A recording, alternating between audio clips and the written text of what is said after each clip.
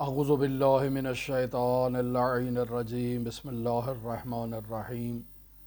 ایک عابد 70 سال اللہ کی عبادت میں مصروف رہا، اپنے معبد میں، اپنی عبادت گاہ میں 70 سال وہ اللہ کی عبادت میں مصروف رہا، اور مسلسل اللہ کی جانب سے اس کے لیے رزق آتا رہا، اور وہ اللہ کے رزق غیب سے جو ہے وہ استفادہ کرتا رہا، لطف اندوز ہوتا رہا، اور اللہ کا شکر ادا کرتا رہا، اللہ کی عبادت کرتا رہا۔ ایک روز جب اللہ نے اس کا امتحان لیا کہ اسے رزق نہیں ملا اور اللہ کی جانب سے اس کا رزق بند کر دیا گیا، تو یہ عابد ہے، عبادت کر رہا ہے۔ اب جب عبادت کر رہا ہے تو اس کے لیے مشکل ایجاد ہوئی کہ اب عبادت بغیر غذا کے، بغیر خوراک کے کیسے کرے؟ نہیں ہو سکتا ہے، پیٹ میں جو ہے وہ چوہے دوڑ رہے ہیں۔ لہذا یہ عابد اپنے معبد سے باہر نکلتا ہے، معاشرے میں آتا ہے اور رزق کی تلاش کرتا ہے۔ رزق تلاش کرتے کرتے ایک بت پرست کے دروازے پر جاتا ہے، دق الباب کرتا ہے۔ وہ بت پرست باہر آتا ہے اور اس سے وجہ پوچھتا ہے۔ یہ عابد کہتا ہے کہ میرے پاس رزق نہیں ہے، میرے پاس کھانے کو کچھ نہیں ہے، تو مجھے کھانے کو کچھ عطا کرو۔ وہ بت پرست اس عابد کو 3 عدد روٹیاں عطا کرتا ہے کہ جاؤ یہ لے لو اور جا کر کھانا کھاؤ۔ اب یہ عابد ان 3 روٹیوں کو لے کر اپنے معبد کی طرف جیسے ہی چلنا شروع کرتا ہے کہ اس بت پرست کا کتا اس کا راستہ روک لیتا ہے اور اس پر بھونکنا شروع کر دیتا ہے۔ اس قدر بھونکتا ہے کہ یہ عابد مجبور ہو جاتا ہے ایک روٹی اس کتے کے آگے ڈال دے۔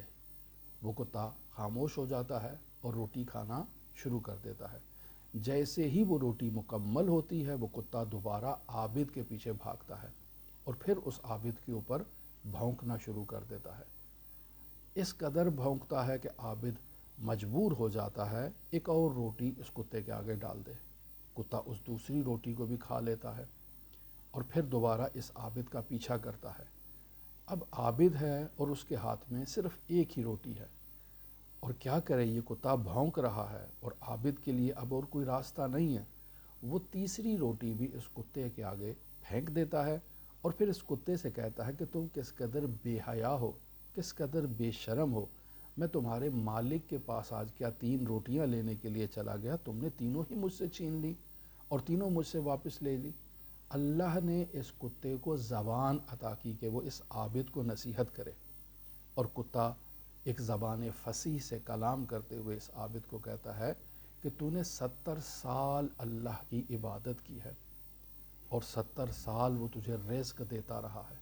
آج تجھے رزق نہیں ملا تو اللہ کے دشمن اور بت پرست کے دروازے پر آ گیا اور اس سے روٹی کی بھیک مانگنے لگا، جبکہ میں اسی جو بت پرست ہے اس کے دروازے پر صدیوں سے کھڑا ہوں۔ یہ مجھے دیتا ہے تو میں کھاتا ہوں، نہیں دیتا دھتکارتا ہے، مارتا ہے، تب بھی میں اسی کے دروازے پر موجود ہوں۔ میں اس کا وفادار ہوں، تو اپنے رب کا وفادار ہے یا نہیں؟ تو عزیزان محترم، یہ ہماری کیفیت ہے۔ درواقع اس کتے نے جو اس عابد کو نصیحت کی ہے، یہ نصیحت ہم سب سے متعلق ہے۔ ہم اللہ کی نعمات سے مستفید ہوتے ہیں، فیض یاب ہوتے ہیں، اللہ کی اطاعت بھی کرتے ہیں تھوڑی بہت، لیکن جیسے ہی ہماری نعمات کا دروازہ ہمارے اوپر بند کر دیا جاتا ہے، اللہ ہمارا امتحان لیتا ہے، یہ کھانے پینے کی چیزوں میں کمی کی وجہ سے، اولاد کی بیماریوں کی وجہ سے، اموات کی وجہ سے، عزیز و اقارب کے اس دنیا سے رخصت ہو جانے کی وجہ سے، مالی مشکلات اور مسائل کی وجہ سے، یہ اللہ کی آزمائشیں ہیں، امتحان ہیں۔